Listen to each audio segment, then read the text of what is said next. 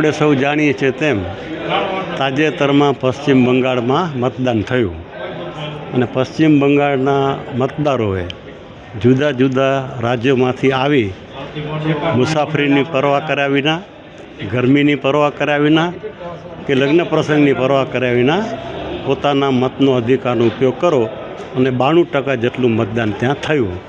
તો પશ્ચિમ બંગાળના મતદારોએ આપણા માટે એક પ્રેરણારૂપ દાખલો બેસાડ્યો છે.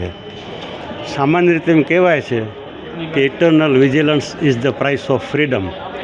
સ્વતંત્રતા જાળવવા માટે નાગરિકે સતત જાગૃત રહેવું જોઈએ. લોકશાહીને લાગે વળગે છે ત્યાં સુધી હું એમ કહીશ કે eternal vigilance is the price of democracy. એટલે આ દેશમાં લોકશાહીને જો જીવતી રાખવી હોય તો નાગરિકોએ સતત જાગૃતિ રાખવી જોઈએ.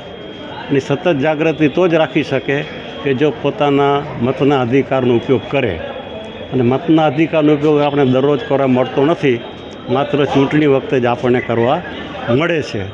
તો મતદાન કરવું એ મારી દૃષ્ટિએ દરેક નાગરિકની પવિત્ર ફરજ છે, ગમે તેવા સંજોગ હોય.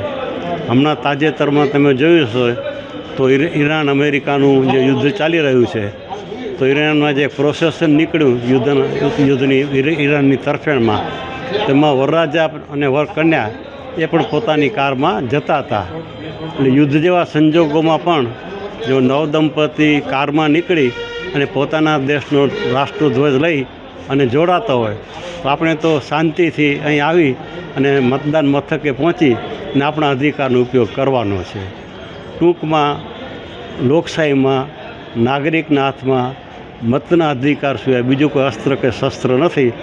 અને જે મતનું શસ્ત્ર આપણી પાસે છે એનો ઉપયોગ દર ચૂંટણીમાં, અને આ તો બધી દાખલા કે આ જે પંચાયતોની ચૂંટણી છે, જિલ્લા પંચાયત, તાલુકા પંચાયત, 5 નગરપાલિકા હોય, મહાનગરપાલિકા, એ સ્થાનિક સ્વરાજ્યની સંસ્થાઓ છે. અને સ્થાનિક સ્વરાજ્યની સંસ્થાઓ સાથે લોકોને રોજબરોજના કામ પડતા હોય છે. તો જે સંસ્થાઓ સાથે આપણા રોજબરોજના કામ પડતા હોય એ સંસ્થાની ચૂંટણીમાં તો ખાસ કરીને આપણે મતદાન કરવું જોઈએ. ધારાસભામાં કરવું જોઈએ, લોકસભામાં પણ કરવું જોઈએ. ઇન શોર્ટ, કોઈ પણ ચૂંટણી હોય તો કોઈ પણ નાગરિકે પોતાના મતનો જે અધિકાર છે એનો ઉપયોગ કરવો જોઈએ.